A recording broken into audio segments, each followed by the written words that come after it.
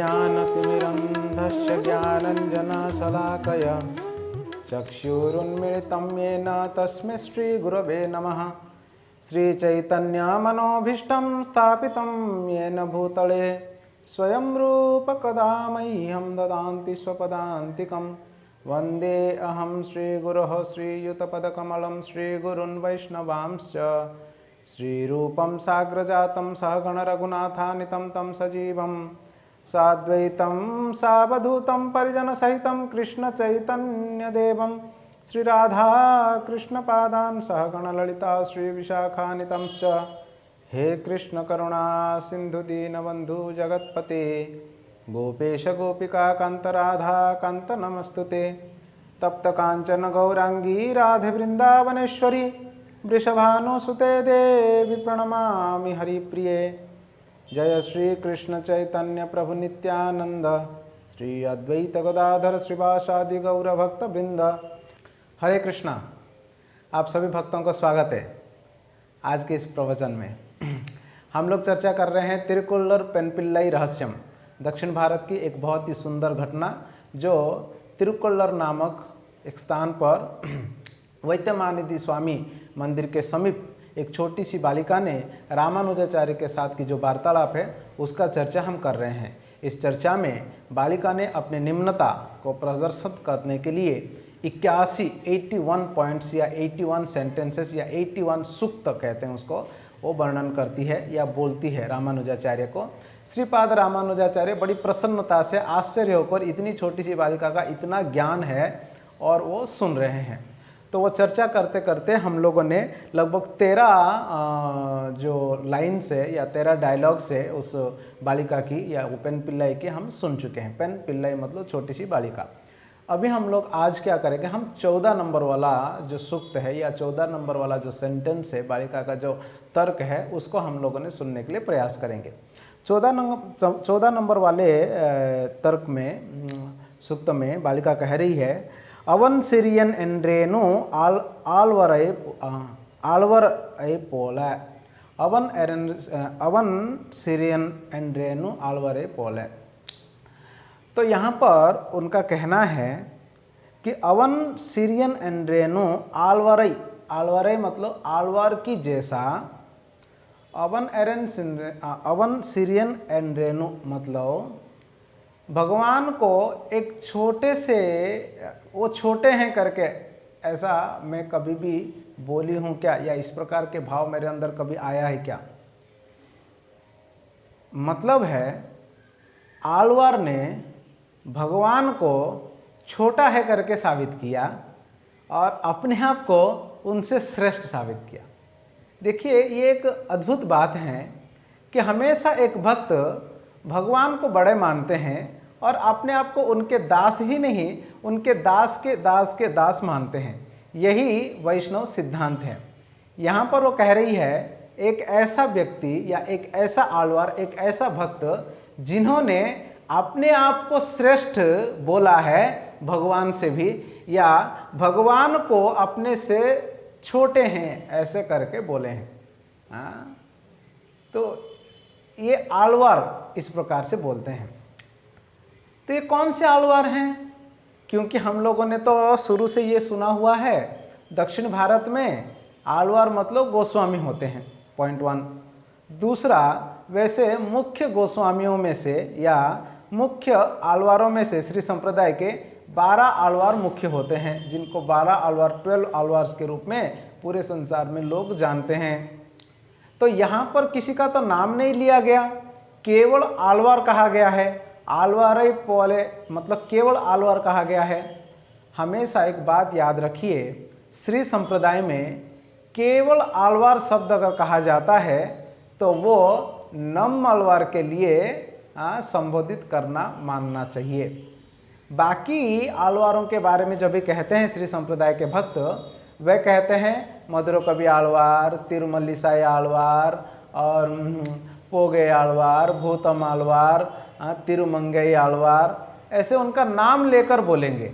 मगर जब भी नम आल्वार के बारे में कहते हैं तभी केवल आल्वार कहते हैं।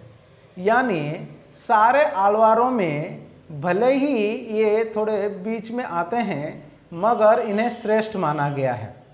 वैसे जिन दिव्य प्रबंधों के बारे में हमने चर्चा किया है, आलवारों की सारे कथनों को जब लिपिबद्ध किए थे नाथ मुनि ने, इकट्ठा किए हैं, उन सब में 4000 सूक्तियाँ हैं या प्रार्थनाएं हैं भगवान के ग्लोरी से और सिद्धांत है जिसको तमिल वेद कहते हैं। उसमें से लगभग 1100-1200 तो केवल नम्मलवार का है, यानी दिव्य प्रबंधम के लिए सबसे ज़्यादा योगदान नम्मलवार का है। और अगर एज के दृष्टि से देखेंगे कौन कितना साल इस धराधाम में लीलाएं किए, अगर उस दृष्टिकोण से देखेंगे नम्मलवार लगभग सबसे कम उम्र जो है, उन्होंने कम साल जो है इस धराधाम में उन्होंने लीलाओं को किया। हालांकि फिर भी वे इस 12 आलवारों में से मेन माने जाते हैं या श्रेष्ठ माने जाते हैं, या लोग उनको अधिक पसंद करते हैं दूसरे आलवारों से, ऐसा श्री संप्रदाय में कथन है। इसलिए जब केवल आलवार कहा जाता है तभी नम्मलवार को समझना चाहिए। बाकी आलवारों के बारे में उनका नाम आएगा, जैसे मैंने बताया मधुर कवि आलवार, पोगे आलवार, भूतत्व आलवार, पेय आलवार, पेरी आलवार, है ना। इस प्रकार से उनका नाम फिर आलवार बोलेंगे, मगर जब भी नम्मलवार के बारे में बोलेंगे तभी केवल आलवार बोलेंगे। तो यहाँ पर पेनपिल्लाई कह रही है अवन सीरियन एंड्रेनु आलवार ही पोले, आलवार की जैसा मैंने उन्हें छोटे हैं करके बोला हूँ क्या। तो ये आलवार का भाव है जो भगवान को एक छोटे से समझ रहे हैं और अपने से भी छोटे समझ रहे हैं। तो इतना बड़ा दुस्साहस या भाव, कितना ऊंचे कोटि के भक्त या प्रेम, लगाव, अपनापन, निजीपन भगवान के साथ होगा, तभी जाकर एक व्यक्ति इस प्रकार से भगवान को कह सकता है। तो इस प्रकार का लगाव भगवान के साथ, इस प्रकार का संबंध भगवान के साथ मेरा नहीं है, यही पेनपिल्लाई का कहना है। तो यहाँ पर पेनपिल्लाई नम्मलवार के भाव के बारे में व्यक्त कर रही है। तो चलिए आज हम लोग क्या करते हैं, नम्मलवार के कुछ लीलाओं को सुनने के लिए प्रयास करेंगे। ठीक पूर्ववर्ती आलवारों के बारे में जो हमने सुना, विष्णु चित्त और आंडाल, इन आलवारों के बारे में जो हमने सुना, उसी और तिरुमल्लीसाई आलवार के बारे में सुना ना हमने। तो इन्हीं आलवारों की जैसा नम आलवार के भी लीलाएं बहुत ही अद्भुत, सुंदर और मनमोहक है। श्री भगवान की जैसा ही भक्तों की लीलाएं भी, भक्तों के कार्यकलाप भी अद्भुत होते हैं। उनका जन्म भी अद्भुत होता है, उनका कर्म भी अद्भुत होता है। वैसे जीवों में हम सभी जो हैं, हम बाध्य होते हैं माता के गर्भ में जन्म लेने के लिए। हमारे जन्म को कर्म जन्म कहते हैं, मगर भगवान और कुछ ऐसे दिव्य भक्त होते हैं जो केवल भगवत आदेश के अनुसार, भगवान की योजना के अनुसार इस धराधाम में माता के गर्भ में वो प्रकट होते हैं। उन्हें कारण जन्म कहा जाता है। इन सभी लोगों का जन्म, इन सभी भक्तों का जन्म ये अत्यंत दिव्य, अनोखा होता है, सुनने के लिए बहुत ही आश्चर्यजनक लगता है। ठीक उसी प्रकार से नम्मलवार के भी कुछ ऐसे दिव्य लीलाओं के बारे में हम लोगों ने सुनने के लिए और हम बताने के लिए प्रयास करेंगे। हम इन सारे आलवारों की कथा हम आपको बार बार बता रहे हैं। ये पढ़ाई से ज़्यादा हम सुनकर आपको बता रहे हैं। श्रीरंगम में बहुत ही सुंदर और बहुत ही ऊंचे कोटि के तो भक्त रहते हैं, हिज ग्रेस जय गौर प्रभु और हिज ग्रेस रसानंद प्रभु। हम प्रतिदिन उनसे बात करते हैं और उनके प्रवचनों को सुनते हैं और उनके बताए गए लीलाओं को, और साथ साथ में परम पूज्य भक्ति रसामृत स्वामी महाराज जी का आलवारों की कथा हिंदी में सीरीज है, बहुत ही सुंदर, और हम उसमें से सुनते हैं और उन कथाओं को सुनकर हम आप लोगों को बताने के लिए प्रयास कर रहे हैं। तो इसलिए इसमें हम बता रहे हैं तो हमको बहुत कुछ पहले से याद है, हम पढ़े ऐसा नहीं, हम इन लोगों से सुन के आपको बता रहे हैं। तो चलिए हम नम्मलवार के कुछ दिव्य और अद्भुत लीलाओं को श्रवण करेंगे। नम्मलवार का प्राकट्य, जन्म कब हुआ था मालूम है? कलयुग प्रारंभ होके 43 डेज हुआ था, यानी द्वापर खत्म हुआ, कली शुरू होके केवल 43 दिन हुआ था। उस 43 दिन में नम्मलवार का जन्म हुई थी। सोचिए कब के व्यक्ति है, कलयुग के शुरू होके केवल 43 डेज, है ना, केवल कितना, केवल 43 डेज हुआ था, और तभी नम्मलवार का जन्म हुआ था इस भूलोक में। ये नम्मलवार कोई और नहीं है, भगवान के वैकुंठ के सेनाओं में से, वैकुंठ सेना जो है, तो सेनाओं में से जो सेनाध्यक्ष है, सेनापति, उनका नाम है विश्वक्षेण। तो सोचो ये भगवान के कितने ऊंचे कोटि के भक्त होंगे जो वैकुंठ में निवास करते हैं और सेनाध्यक्ष भी है। हाँ, तो वैसे विश्वक्षेण भगवान के भक्त के रूप में या नम्मालवार के रूप में इस धराधाम में प्रकट होते हैं। उनका पिताजी का नाम था कारी और माता का नाम था उदय मंगई, उदय मंगई ऐसे करके नाम था। ये कारी जो उनके पिताजी हैं, उनका रहने का स्थान जो है आलवर तिरुनगरी, आलवर तिरुनगरी। इसके बारे में आप सुने, मतलब पहले वाले दिन मैंने बताया था इस सीरीज के, तिरुनेलवेली के नज़दीक ताम्रपर्णी नदी के किनारे 9 भगवान के बड़े बड़े मंदिर हैं, भगवान विष्णु के।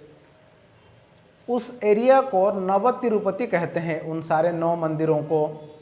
उस नव तिरुपति में 9 मंदिरों में से एक मंदिर है श्री आदिनाथ स्वामी भगवान।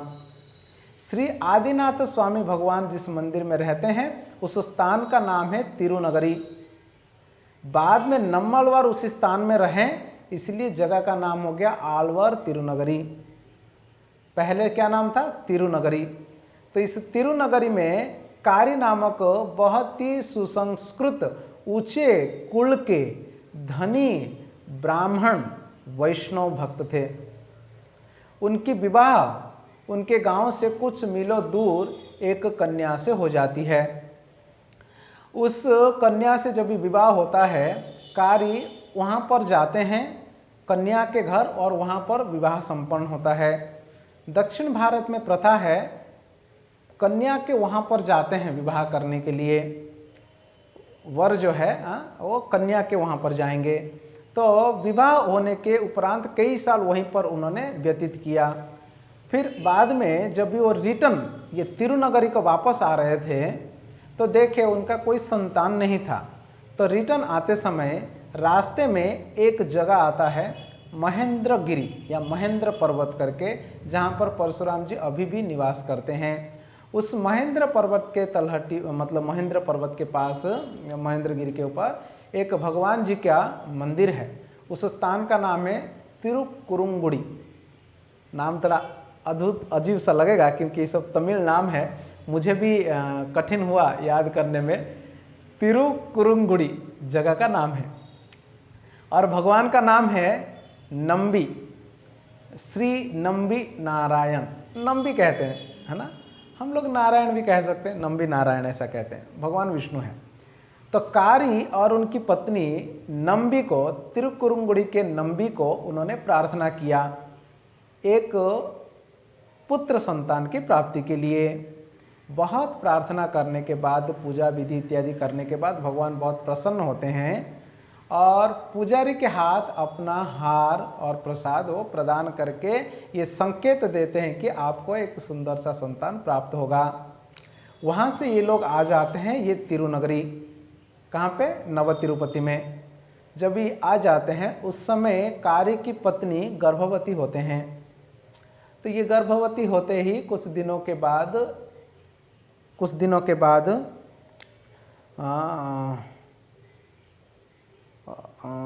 समय क्या था मालूम है, वैशाख मास था, शुक्ल पक्ष, चतुर्थी, विशाखा नक्षत्र, शुक्रवार के दिन ये सब वर्णन प्राप्त होता है।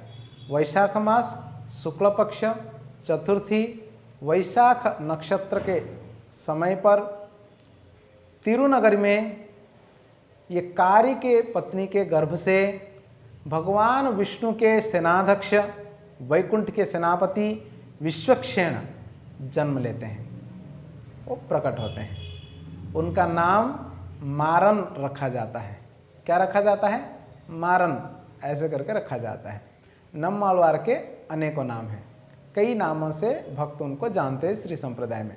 मारन, नम्मालवार, मारन, नम्मालवार और सटकोपन, परांकुश, है ना, सटारी, ऐसे अलग अलग नाम से जानते हैं। और सभी नामों के पीछे कारण हैं, हम प्रयास करेंगे बताने के लिए। तो पहला उनका नाम हुआ मारन। मारन जब भी जन्म हो जाते हैं, वैशाख मास शुक्ल पक्ष चतुर्थी विशाखा नक्षत्र और शुक्रवार के दिन जब ये जन्म हो जाते हैं, जन्म होने के बाद उनके माता पिता देखते हैं ये बच्चा आँख नहीं खोल रहा है, मुंह नहीं खोल रहा है, और सबसे बड़ी बात है जन्म होते समय वो रो भी नहीं रहा था। साधारणतः जब इस बच्चा, एक साधारण बच्चा जन्म होता है, तभी वो रोते रोते माता के गर्भ से जन्म होता है। वहाँ पर माता को भी दर्द और यहाँ पर बच्चा भी रोता रहता है, परंतु ये बच्चा रो नहीं रहा था। और तो और इसके चेहरे पर, मुखमंडल में एक सुंदर सा प्रसन्नता और मुस्कान था। वो मुंह खोल के हंस नहीं रहा था बच्चा, मगर मुस्कान, बहुत ही सुंदर सा मुस्कान था। आंख बंद करके बिना मुंह खोले मुस्कान था, प्रफुल्लित चेहरा।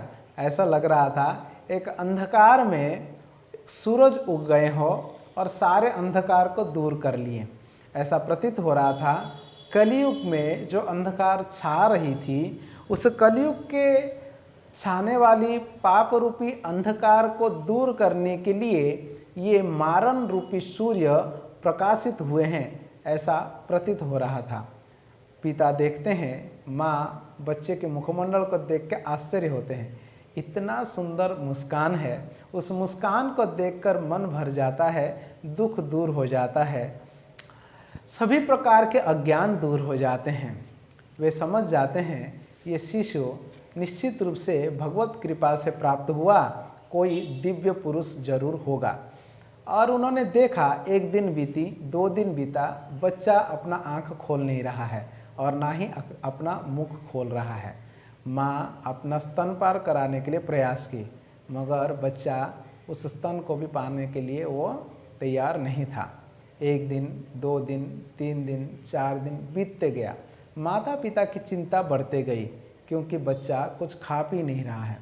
परंतु अद्भुत बात यह थी, आश्चर्य की बात यह थी, वो कुछ खा पी तो नहीं रहा था, मगर उसका शरीर बढ़ रहा था और उसके चेहरे में प्रफुल्लता और हंसमुख, जो मुखमंडल में जो हंसी है वो जा नहीं रही थी। वो सुंदर हंसमुख था और शरीर बढ़ रहा था। वो मल मूत्र इत्यादि भी जो है वो त्याग नहीं रहा था, क्योंकि वो कुछ खा भी नहीं रहा था। ऐसे दिन बीतते बीतते 11वां दिन होने आया। तो 11वां दिन के बाद जब भी संतान जात होता है तभी सूतक लगता है। वैसे कुछ लोग 7 दिन, कुछ लोग 10 दिन ऐसे पालन करते हैं। 11वें दिन में प्रथा के अनुसार उन्हें भगवान का दर्शन करवाने के लिए ले जाया जाता है। तो वहाँ पर ये कारी और उनकी पत्नी मिलकर बहुत ही सुंदर एक रत्नों से जड़ित एक झूला को भी बनाए और इस बच्चे को लेकर उन्होंने ये तिरुनगरी में जो भगवान आदिनाथ स्वामी है वो है, उनको दर्शन कराने के लिए बच्चे को लेकर जाते हैं। तो जब ये बच्चे को लेकर आदिनाथ स्वामी के पास जाते हैं, वहाँ पर एक अद्भुत घटना हुई। तो आदिनाथ स्वामी के पास जाकर क्या होता है, जैसे ही आदिनाथ स्वामी के पास रखते हैं चरणों में, बच्चा अपना आँख पहली बार वो वहाँ पर खोलता है, भगवान जी का दिव्य दर्शन करता है।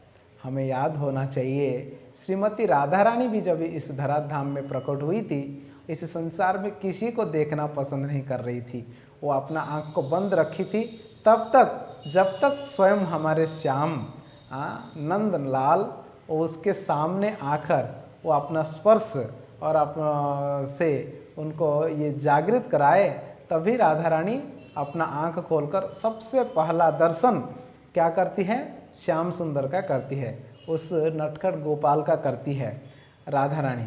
ठीक उसी प्रकार से विश्वक्षेण का ये जो अवतार है मारन, ये भगवान जी का ही दर्शन करने के लिए वो अपना आंख खोल नहीं रहे थे। इससे माता पिता वैष्णव होने के नाते आश्चर्य नहीं हुआ, वो समझ गए कि ये कोई साधारण व्यक्ति नहीं है, बहुत ऊंचे कोटि के भक्त हैं, बड़े संत बनने वाले हैं। देखो ये बालक जन्म होते ही इसको कॉन्शियसनेस था, कितना ऊंचा चिंताधारा और चेतना था कि यह आंख नहीं खोल रहा था कि इस संसार में किसी को देखना ही नहीं है, अगर देखना है तो स्वयं जो इस संसार से परे हैं परम भगवान उनका दर्शन करना है। असलियत में हमारा आँख का मुख्य उद्देश्य भगवान का ही दर्शन करना है। भगवान के दर्शन के बिना जो आँख है, उस आँख रहकर भी फायदा क्या है? बिल्वमंगल ठाकुर के बारे में आप अगर सुनेंगे, उनके आँख एक स्त्री के पीछे चला गया करके वो अपने आँखों को फोड़ दिए, मगर वो भगवान का दर्शन कर पाते थे। सूरदास जी जो वृंदावन के हैं, उनके कथा में आप सुनेंगे, उनके पास भौतिक आंखें नहीं थे, वो दिखाई नहीं पड़ रहा था, अंधे थे, मगर बांके बिहारी जी का वो दर्शन किया करते थे।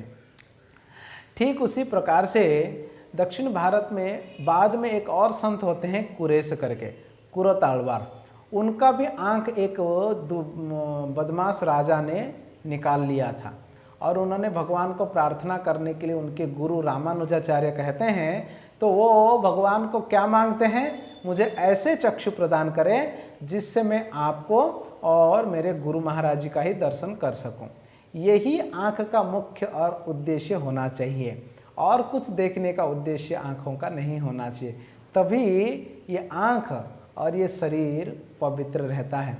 इसलिए विश्वक्षेण जो मारन के रूप में प्रकट हुए थे, वो सबसे पहले भगवान जी का दर्शन किया और माता पिता प्रयास करना शुरू किए कि उसको गोद में लें, फिर उसको झूले में बिठाए, मगर माता पिता प्रयास करने से पहले बच्चा वहाँ से रेंगते हुए, 11 दिन का बच्चा, याद करो, तो वो रेंगते हुए उस मंदिर के समीप यानी नज़दीक में, मतलब थोड़ा बगल में एक इमली का वृक्ष था, उस इमली के वृक्ष के नीचे चले जाते हैं और उस इमली के वृक्ष के अंदर एक छोटा सा करोड़ मतलब एक गुफा जैसा, उसके अंदर वो चले जाते हैं, उधर जाके बैठ जाते हैं। ये इमली का वृक्ष कुछ और नहीं है, स्वयं अनंत जी मतलब अनंत शेष जो है वो इमली के वृक्ष बने हुए हैं। इसलिए उस वृक्ष में 5 ब्रांचेस हैं, उसको 5 फन कहते हैं अनंत जी का, और वो पहले से ही अपने भक्त आएगा और उन्हीं के शरण में करके वो पहले से वहाँ पर आ गए थे। तो वहाँ पर भगवान विष्णु भी थे उनकी सेवा में, और ये भक्त भी रहेगा, उनका भक्त का इसी प्रकार से सेवा करने के लिए, भक्त के मदद करने के लिए वो आ गए थे। उस इमली के वृक्ष के नीचे वो चले जाते हैं। वो इमली के वृक्ष आज भी है, और इस इमली के वृक्ष के नीचे जाते हैं, माता पिता वहाँ पर जाते हैं उसके पास, तो उसको लेने के लिए प्रयास करते हैं, तो वो बच्चा वहाँ से आने के लिए तैयार नहीं है। फिर से वो अपना आंखें बंद कर देता है, अपना मुंह बंद कर देता है, वही सुंदर सा मुस्कान, पद्मासन में बैठ जाता है और एक हाथ ऊपर उठाकर ज्ञान मुद्रा में जो है वो बैठा रहता है। माता पिता प्रयास किए, वो आया नहीं। माता पिता सोचें शायद ये भगवान ने हमको प्रदान किया था और ये भगवान के पास वापस चला गया, तो उन्होंने झूला वहाँ रख दी और भगवान को प्रार्थना किए। थोड़ी देर दुखी हुए, और वे वैष्णव थे तो समझ रहे थे कि ये पुत्र हमारा नहीं है, भगवान का है, तो हमको भगवान की सेवा में छोड़ देना चाहिए। तो इस प्रकार से छोड़ के वहाँ से बड़े कष्ट से चले जाते हैं। माता पिता है तो निश्चित रूप से लगाव रहेगा, ऐसे कोई माता पिता अपने बच्चों को छोड़ने के लिए तैयार नहीं होते हैं, चाहे भगवान की सेवा में ही क्यों ना हो। हमारे संस्था में ब्रह्मचारी सन्यासियों से सबसे ज़्यादा कौन है? गृहस्थ हैं, दीक्षित हैं कई सालों से। मगर कौन ऐसा गृहस्थ भक्त हैं जो अपने संतान को भगवान की सेवा के लिए निछावर करेंगे? कभी कभी कुछ लोग कहते हैं, हाँ कोई लोग हैं जिनके घर में खाना पीना नहीं है तो बेटों को ब्रह्मचारी बना देते हैं, ऐसे कुछ कहते हैं। मगर संतान के प्रति की आसक्ति केवल धनी परिवार के लोगों का ही होगा और गरीब परिवार के लोगों का नहीं होगा, ऐसा नहीं है। हर एक व्यक्ति को संतान के प्रति आसक्ति रहती है। अगर किसी का 10 बच्चे भी क्यों ना हो जाए और 10 के प्रति भी वो सेम आसक्ति रहता है। इसलिए कोई भी व्यक्ति, चाहे वो गरीब हो चाहे धनी, वो अपने संतान को त्यागना छोड़ना नहीं चाहेगा।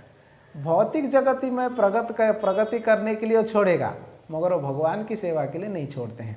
हम ऐसे सभी लोगों को देखे हैं, गृहस्थों को देखे हैं। कोई अपने बच्चे को यह नहीं सिखाता है कि तुम डेडिकेटेडली भगवान की सेवा में अपना जीवन को निछावर करो करके। रेयरली कोई ऐसा व्यक्ति मिलता है। श्रील प्रभुपाद जी भी उन दिनों में बड़े चिंतित रहा करते थे। इतने सुसंस्कृत ब्राह्मण परिवार और इतने भक्त भी भारत में रहते हैं, मगर कोई अपना संतान को देना नहीं चाहते हैं भगवान के सेवा के लिए। तो मगर यहाँ पर मारन के माता पिता कार्य और उनके पत्नी उन्होंने छोड़कर बच्चे को चले जाते हैं। तो बच्चा उस इमली के वृक्ष के नीचे बैठा रहा। दिन प्रतिदिन उनका शरीर बढ़ता रहा। दिन प्रतिदिन शरीर से निकलने वाले तेज बढ़ रही थी। अद्भुत बालक था। धीरे धीरे से लोगों में ये बात फैलने लगा कि एक ऐसा अद्भुत बालक है, कारी के घर में जन्म हुआ, मगर वो इमली के वृक्ष के नीचे जाकर बैठ गया, वहाँ से निकलने के लिए तैयार नहीं है। तो इस प्रकार से ये बात फैलने लगी। लोग गांव से इधर उधर से दूर दूर से आने लगे उसको देखने के लिए, मगर बच्चा किसी को देख नहीं रहा था। दिन प्रतिदिन वो गुफा बड़ी होती गई वो वृक्ष के नीचे, और वो बच्चा भी बड़े होता गया और उसका शरीर बढ़ता गया। चेहरे पे वही प्रफुल्लता, मंद मुस्कान और हाथ ज्ञान मुद्रा में और पद्मासन में बैठे हुए हैं। इस प्रकार से 16 साल तक नम्मलवार, या जिनका नाम मारन भी था, ये किसी को कुछ बोले नहीं, देखे नहीं, सुने नहीं, उसी के नीचे बैठकर भगवान के चिंतन में लगे रहे। जन्म होके 11 दिन से लेकर 16 साल तक इसी प्रकार से आंख बंद करके वो वहाँ पर बैठे रहे, किसी से नहीं बात करे, वो देखे ही नहीं। अनेकों लोग वहाँ पर आते थे, उनका दर्शन करते थे, उन्हें प्रणाम करते थे, उनकी प्रदक्षिणा करते थे, मगर वे किसी को नहीं देखे। वे अपने ध्यान में भगवान के भक्ति में वो लगे हुए थे, मग्न थे। उधर क्या हुआ, उसी एरिया के, उसी गांव के नज़दीक के एक वृद्ध व्यक्ति, ब्राह्मण मतलब बुजुर्ग हैं, वे असलियत में गुरु के खोज में बड़े विद्वान है, सुसंस्कृत है उस समय के ब्राह्मण। वो गुरु के खोज में वो पूरा भारत घूम रहे थे और बेचारे वो घूम घूम के उत्तर भारत के ओर गए हुए थे। उत्तर भारत में अयोध्या, काशी सब घूम घूम के जब भी रिटर्न दक्षिण के ओर आ रहे थे, तभी उन्होंने देखा दक्षिण दिशा में, मतलब दक्षिण भारत के ओर एक तारा पुंजिकाएं दिखाई पड़ रही, एक प्रकाश दिखाई पड़ रहा है, कहीं से निकल रहा है। तो उन्होंने सोचे कि यहाँ पर प्रकाश क्यों दिख रहा है, तो निश्चित रूप से वहाँ पर कुछ विशेष बात होगी। तो प्रतिदिन रात को देखते थे प्रकाश दिख रहा है, तो वो दिन भर चलते थे। ऐसा चलते चलते चलते चलते श्रीरंगम वगैरह होते होते होते जब भी वो अपने ही गांव पहुंचते हैं, वो तिरुनगरी, तब देखते हैं ये उजाला खत्म हो जाती है, कहीं दिखता नहीं है। फिर वो ऐसे सोचते हैं कि शायद इसी जगह पर कोई अद्भुत घटना या कोई अद्भुत व्यक्ति, कोई अद्भुत चीज़ हुई है। उसको वो इंक्वायरी करते हैं, वे लोगों को पूछते हैं कि क्या यहाँ पर कुछ हुआ है, क्या कोई अद्भुत व्यक्ति है, क्या अद्भुत घटना हुई है क्या। तो लोगों ने उनको बताते हैं कि हाँ, यहाँ पर एक अद्भुत बालक है जो इमली के वृक्ष के नीचे रहता है, और उस इमली के वृक्ष के नीचे पिछले 16 सालों से है, और उसका शरीर बढ़ रहा है, आंख खुला नहीं है, कभी बात नहीं किया है, पता नहीं सुनता है कि नहीं। तो उनके मन में जिज्ञासा जागृत हुई। तो ये व्यक्ति वहाँ पर जाते हैं, ये बुजुर्ग व्यक्ति मतलब एजड थे, वहाँ जाकर देखते हैं सच में बड़ा सुंदर अद्भुत शरीर से तेज प्रकाशित हो रहा था। ऐसे एक दिव्य बालक वो ज्ञान मुद्रा में आंख बंद कर मुस्कुराते हुए बैठे हुए हैं। तो बोले कि कैसे इनसे बात किया जाए, तब उपाय नहीं सूझा। थोड़ी देर सोचने के बाद एक पत्थर उठा के वो नीचे जोर से पटक दिए। तो जब भी पत्थर को नीचे पटक दिए तभी पहली बार फिर से 16 साल के बाद मारन वो अपना आंख खोलते हैं। जब ये आंख खोलते हैं, ये व्यक्ति जो उनके पास आए थे, असलियत में उनका जो व्यक्ति आए थे उनके गांव वाले, उनके थोड़े एज्ड थे, मारन से तो बड़े ही थे। उनका नाम था मधुर कवि। क्या नाम था? मधुर कवि। ये मधुर कवि भी आगे जाके एक आलवार होते हैं, उनके बारे में भी हम बाद में सुनेंगे। इसमें थोड़ा सा इनके साथ संबंध है। तो यहाँ पे इनका आंख खुला नहीं था ना नम्मालवार का। अभी मधुर कवि को अगर सीन में नहीं लाएंगे तो आंख खुलेंगे नहीं नम्मालवार जी, इसलिए मधुर कवि को मैंने थोड़ा बीच में लाया। तो मधुर कवि आकर जब इस पत्थर पीठ नीचे पटकते हैं तभी वो आंख खोलते हैं। आंख खोलते ही मधुर कवि को ये पता लग जाता कि चलो भाई, इनको सुनाई पड़ रहा है और वो देख रहे हैं। बड़ा अद्भुत उनका दृश्य था और इतना दया भाव से देख रहे थे। तभी मधुर कवि सोचे कि सुनाई पड़ रहा है और दिखाई भी पड़ रहा है, बोलते हैं कि नहीं है, कहीं गूंगा तो नहीं है, कैसे चेक करो।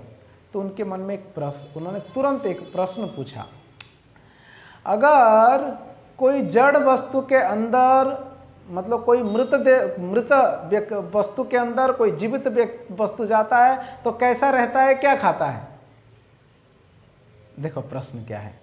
एक मृत के अंदर अगर जीवित जाता है तो कैसे रहता है, कैसे खाता है?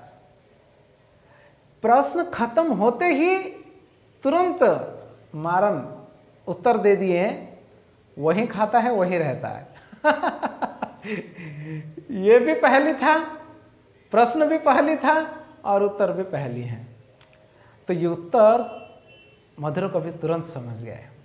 उसका भाव ये था, मृत मतलब जड़ शरीर, जीवित मतलब आत्मा। आत्मा जड़ शरीर के अंदर जब भी जाता है, प्रवेश करता है, क्योंकि आत्मा के बिना तो शरीर तो जड़ है ना, मृत जैसा ही है ना।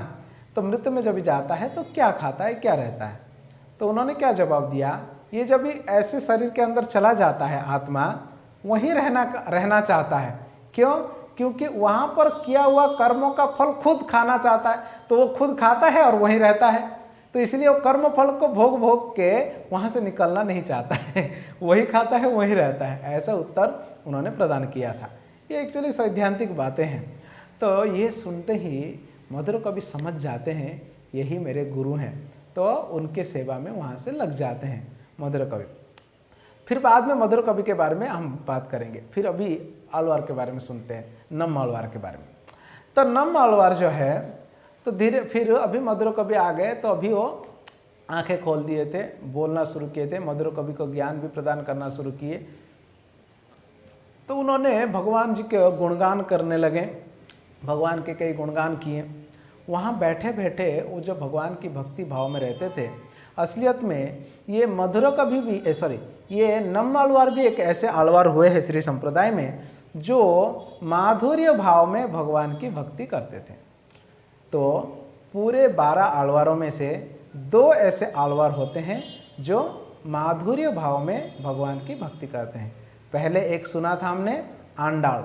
वैसे तो आंडाल वो स्त्री ही थी, मगर ये नम्मालवार ये पुरुष थे, फिर भी ये माधुर्य भाव में भगवान की भक्ति करते थे। अपने आप को नायिका समझते थे और भगवान जी को नायक, भगवान जी को अपने प्रभु के रूप में मानते थे।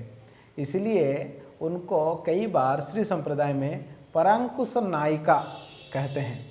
नायकी परांकुश नायकी कहते हैं। नायकी का भाव मतलब ये माधुर्य भाव है, हम एक स्त्री है ऐसा। वैसे आत्मा स्त्री और पुरुष नहीं होता है, केवल कृष्ण का सेवक होता है। क्योंकि हम आज पुरुष के शरीर में हैं तो कल स्त्री के शरीर में, और परसों फिर से पुरुष के शरीर में, तो इस प्रकार से शरीर बदलते रहते हैं। आत्मा स्त्री पुरुष नहीं होता है, भगवान का सेवक होता है।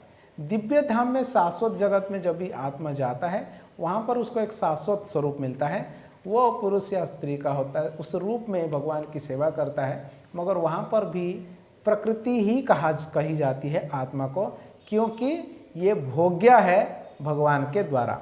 संसार में एक ही पुरुष है, वो है भगवान, और बाकी सब प्रकृति है, भगवान की सेवा के लिए है।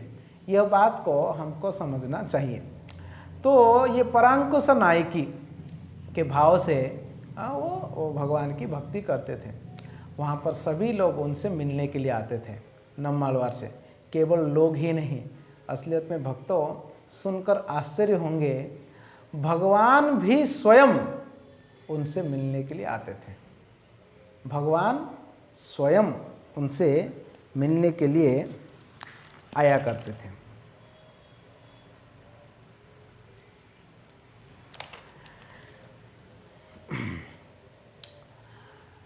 नम्मालवार को भगवान बहुत पसंद थे। भगवान को नम्मालवार बहुत पसंद थे। विशेष रूप से भगवान कितना पसंद करते थे, रंगनाथ जी के एक कथा से प्राप्त होता है। स्वयं रंगनाथ जी नम्मालवार को बहुत प्रेम करते थे। भगवान रंगनाथ जी का उत्सव विग्रह का नाम मैंने पहले बताया होगा आपको। उनका नाम है नम पेरुमल। पेरुमल मतलब भगवान, नम मतलब मेरे। प्रेम से वहाँ के भक्त रंगनाथ जी के चलित प्रतिमा को, उत्सव विग्रह को क्या कहते हैं? नम पेरुमल कहते हैं।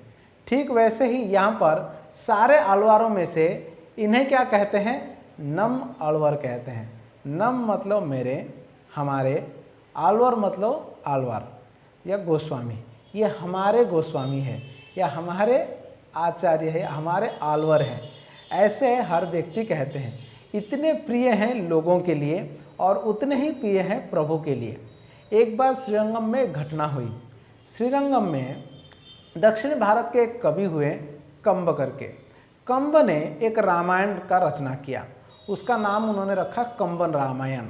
ये कंब रामायण को वे रचना करने के बाद श्रीरंगम में भगवान रंगनाथ जी के सामने उन्होंने समर्पित किया और अर्पण किया, ऑफर किया। उस समय उस वहाँ उपस्थित विद्वानों ने कंब रामायण को थोड़ा सा अध्ययन करके उसके ऊपर शंका व्यक्तित की। वे सोचे या वो अपना मत जाहिर किए कि ये रामायण प्रामाणिक नहीं है वाल्मीकि जी के जैसा, क्योंकि इनमें कुछ चीज़ें आपने ऐसा लिखा, शुरू किया हुआ है नरसिम्हा देव से। तुमने ऐसा बोला हुआ है कि वो राम जो है वो नरसिम्हा ही राम बने हैं, मगर वो विष्णु राम बने हुए थे। ऐसा कुछ उनका भाव था। कुछ चीज़ों को उन विद्वानों ने उन्होंने कमेंट किया उसके ऊपर। आपको मालूम है कई सारे कमेंटेटर्स होते हैं, वो क्या करते हैं, कुछ चीज़ों को पढ़ते हैं तो उसके ऊपर कमेंट करते हैं, अच्छा या बुरा। तो सभी लोगों ने, विद्वानों ने बोला तो कंब बोला कि नहीं, ये तो वही नरसिम्हा ही राम बने, कैसे आप लोग नहीं मान रहे, ऐसे कुछ चर्चा हुई। तो उसका डिबेट हो गया। तो उस रामायण के ऊपर डिबेट हुआ। सभी लोगों ने ऐसे विचार किया, श्री रंगनाथ जी के परिसर यानी बाउंड्री के अंदर एक नरसिम्हा भगवान जी का भी मंदिर है। उस मंदिर जी के प्रांगण में सब लोग बैठे हुए थे। सब लोगों ने बोला अगर ये रामायण सही है, भगवान नरसिम्हा खुद बोलना चाहिए कि रामायण सही है करके, तब हम मानेंगे। तब अल्टर में बैठे हुए, सिंहासन में बैठे हुए नरसिम्हा देव जी हाथ ऊपर उठाकर जोर से गर्जना करते हैं। तो जब भी जोर से गर्जना करते सब लोग डर जाते हैं क्यों, समझ जाते हैं कि नहीं नहीं नहीं, नहीं ये रामायण प्रामाणिक है, क्योंकि स्वयं नरसिम्हा देव ने इसको प्रामाणिकता को व्यक्त किया। तो रामायण जब भी रंगनाथ जी को अर्पण की गई, रंगनाथ जी जो नम पेरुमाल है, जो उत्सव विग्रह है रंगनाथ जी का, वो खुद कंब यानी जो कवि है जिन्होंने रामायण लिखा था, उनको कहते हैं अरे बाबा इस रामायण में थोड़ा नम्मालवार के बारे में लिखो ना, नम्मालवार के बारे में लिखो, मेरे को बहुत अच्छा लगेगा। कंब रात भर बैठकर 100 पसर में, मतलब 100 पदों में एक स्तुति सूक्त उन्होंने लिखा। 100 सेंटेंसेस में उन्होंने लिखा, षटकोप अंतादि उसका नाम रखा। सटकोप असलियत में ये नम्मालवार का एक और नाम है। मैं बोलना भूल गया, प्रारंभ में बोलना चाहिए था। सटकोप नाम क्यों पड़ा? असलियत में माता के गर्भ में जब भी हम होते हैं यानी संतान होता है, जन्म होने के लिए एक वायु क्या करता है, हमको धक्का देके बाहर निकालता है। कुछ वायु होता है हमको भुला देते हैं, संसार में आसक्ति क्रिएट करते हैं और पूर्व संबंध भगवान के साथ का भुला देते हैं। ऐसे कुछ सठ वायु कहते हैं उसको, मतलब उस वायु का नाम है सठ। तो जब वो सठ वायु ये बच्चे के पास आ रहा था गर्भ के अंदर, ये बच्चा गर्भ के अंदर जब भी था वो एकदम से हुंकार करके उस वायु की ओर देखा। तो हुंकार करके जब भी वायु की ओर देखा तो वायु डर गया था, क्योंकि सठ वायु को डरा दिए या उसके ऊपर क्रोधित हुए, कोपित हुए, इसलिए इनका नाम हो गया सटकोपन। और या उस सठ वायु के ये दुश्मन बन गए, तो इसलिए उनका नाम हो गया सटारी। जो अरी मतलब दुश्मन, सटारी नाम हुआ। आप लोग जानते रहेंगे हमारे मंदिरों में, कुछ वैष्णव मंदिरों में आप दर्शन करेंगे, चरणामृत देंगे आपको पुजारी, और चरणामृत के बाद आशीर्वाद देते हैं। हाथ में लिए हुए रहते, एक मुकुट जैसा होता है, उसके ऊपर 2 भगवान की चरण चिन्ह होता है। वो उसको क्या कहते हैं मालूम है? सटारी कहते हैं। कई बार लोग बोलते हैं अरे मुकुट, प्रभु जी मुकुट पहना दो ना, मुकुट लगा दो ना। मुकुट नहीं है, उसको सटारी कहते हैं। सटारी ये नम्मालवार का एक नाम है। नम्मालवार के प्रतीक के रूप में उस सटारी को मंदिरों में रखा जाता है, और भगवान के इतने प्रिय है कि भगवान उनके ऊपर अपना पादुका रखे रहते हैं, और वो सटारी का रूप मतलब रूप में रहते हैं नम्मालवार, या इसलिए उसको सटारी कहते हैं। ये प्रतीक है नम्मालवार का, ऐसा मान्यता है दक्षिण भारत के संप्रदाय के मंदिरों में। वैसे उत्तर भारत के मंदिरों में और अलग संप्रदाय के मंदिरों में सटारी का प्रयोग नहीं की जाती है। हमारे अंतर्राष्ट्रीय कृष्ण भावनामृत संघ के मंदिरों में सटारी का व्यवहार होने लगा है। पहले नहीं था, ऐसे हमने सुना था, मगर अभी सब जगह ये सटारी रखते हैं, क्योंकि उससे लोगों को आशीर्वाद देते ना बहुत अच्छा लगता है, भगवान का आशीर्वाद दिया जाता है उससे। तो ये सटारी नाम एक्चुअली वहीं से आया, यहाँ से नम्मालवार से आया। तो इसलिए क्या उन्होंने लिखा, ये कम्ब करके जो कवि हैं उन्होंने सटकोप अंतादि करके 100 श्लोकों को लिखा। अंतादि शब्द का अर्थ होता है उसमें जो एक एक लाइन के अंत में जो वर्ड है वो दूसरे लाइन की शुरुआत में वही वर्ड यूज करते हैं, या वही शब्द यूज करते हैं, या वही अक्षर यूज करते हैं, इसलिए उसका अंतादि कहते हैं। ये छंद का नाम है। सटकोप स्तोत्र है वो उस छंद अंतादि हैं, तो सटकोप अंतादि करके उसका नाम होता है।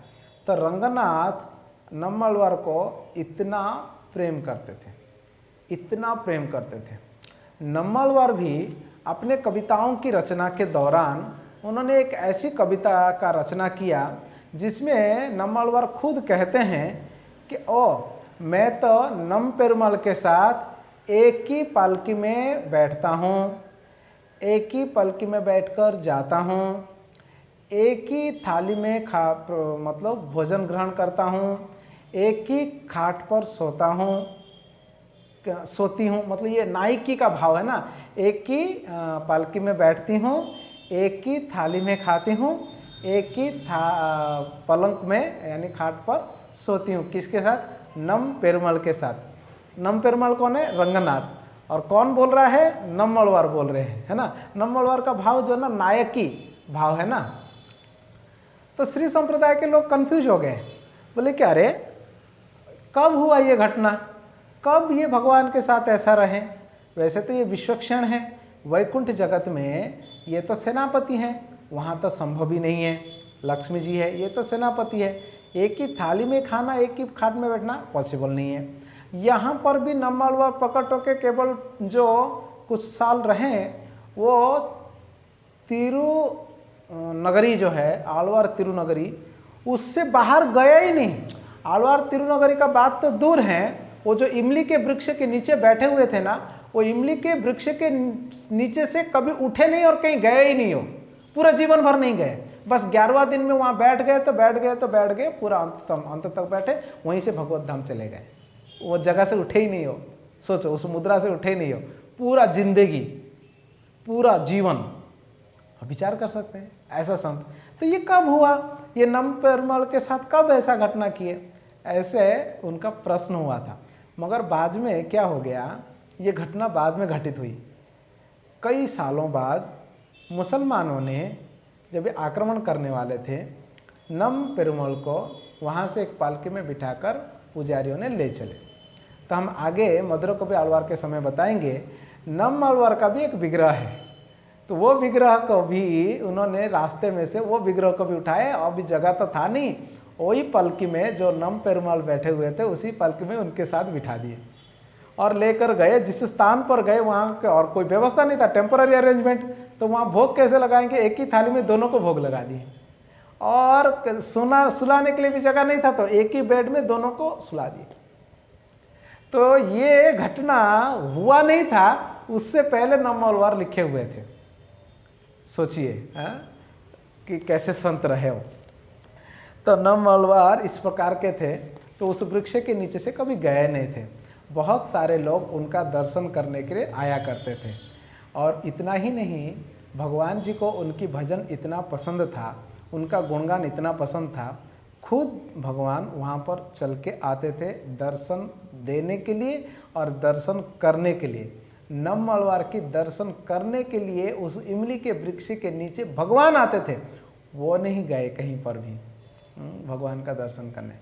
ऐसे प्राप्त होता है कथा, 108 दिव्य देशम में से 32 दिव्य देशम के भगवान विष्णु, नरसिम्हदेव, बलराम अपने अपने संगियों के साथ, विशेष रूप से पत्नियों के साथ वहाँ पर ये नम आलवार का दर्शन करने के लिए और अपना दर्शन देने के लिए वहाँ पर आते हैं। सोचो, 32 विग्रह, 32 श्री संप्रदाय के 108 मंदिरों में से, दिव्य देशम में से 32 ऐसे मंदिर हैं जो खुद आलवार तिरुनगरी आते हैं और वृक्ष के नीचे आते हैं, इमली के वृक्ष के नीचे।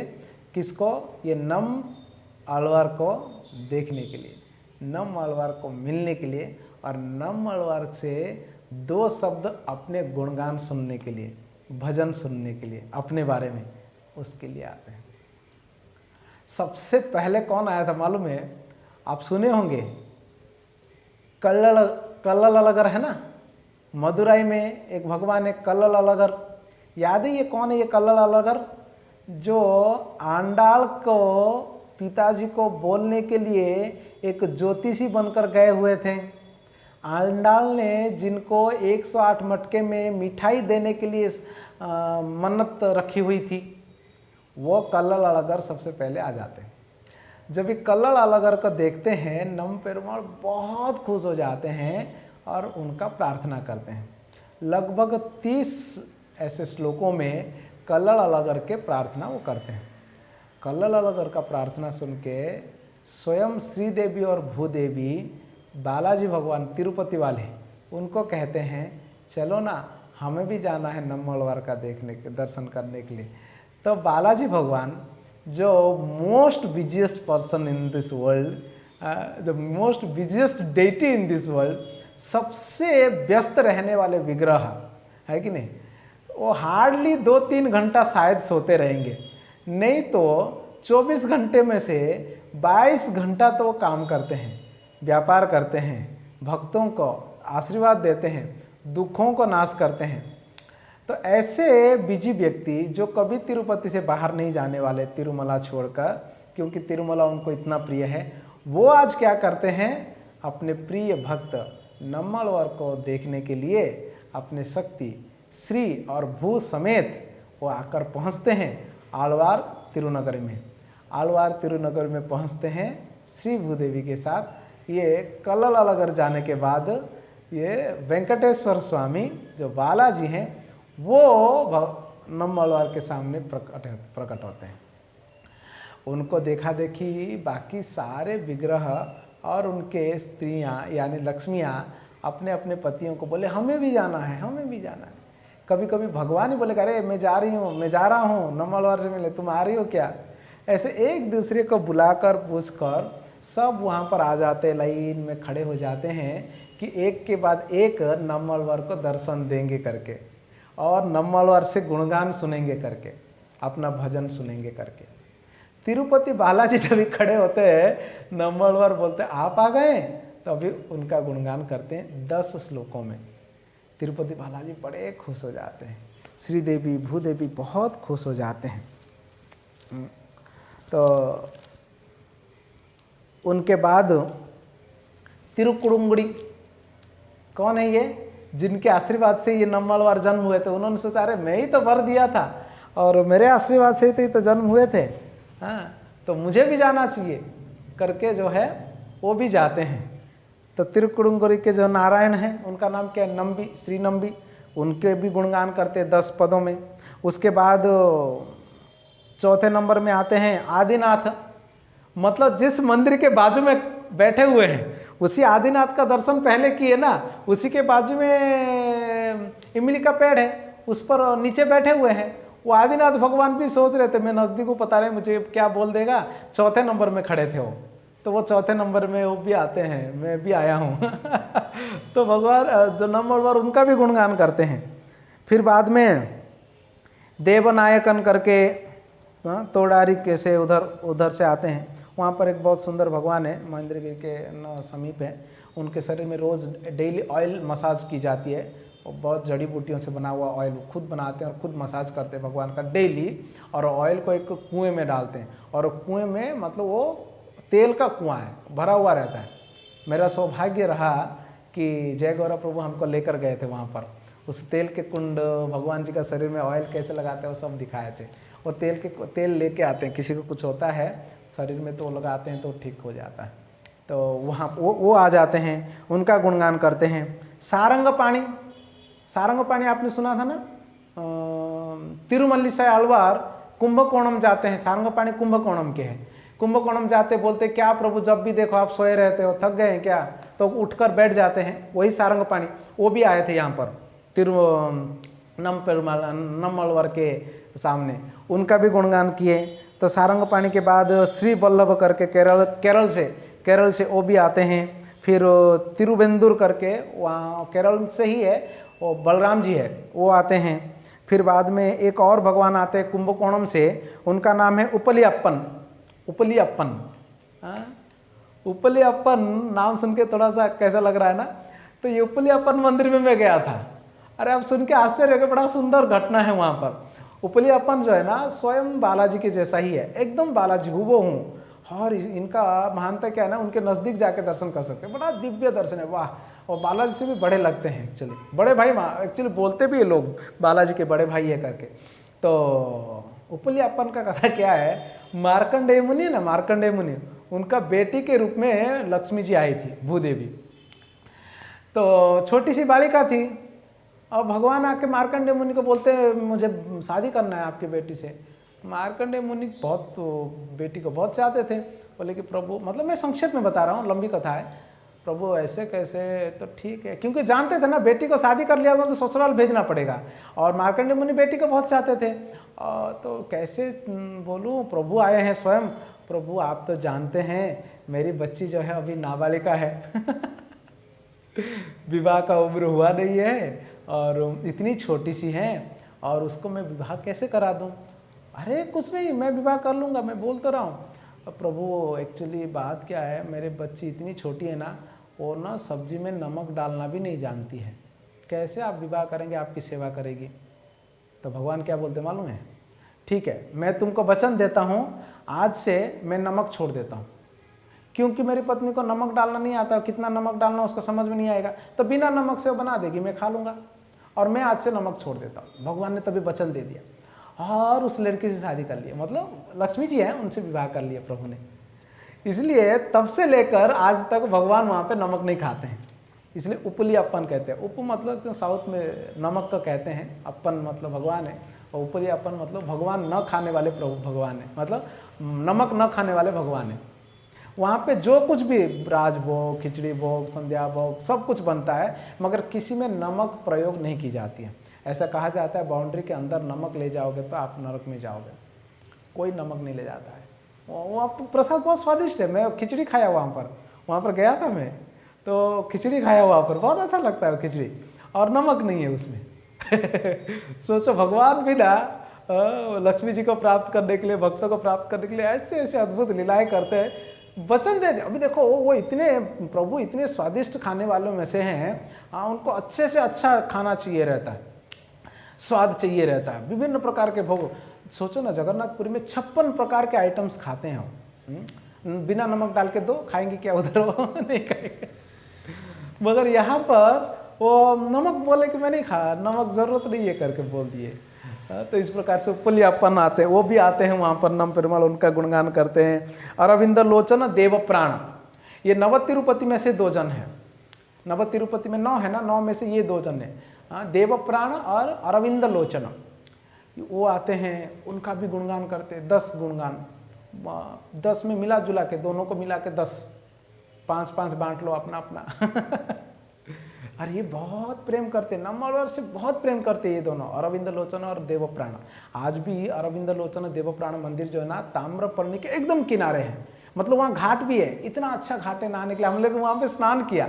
वो अरविंद लोचन मंदिर जो है, देवप्राण अरविंद लोचन का जो मंदिर है, वहाँ पे घाट है, और उस घाट में हमने स्नान किया। हम गए थे तो वहाँ स्नान किए, बहुत सुंदर पानी है ताम्रपर्णी नदी का, बहुत क्रिस्टल क्लियर एकदम से, और पवित्र नदी है।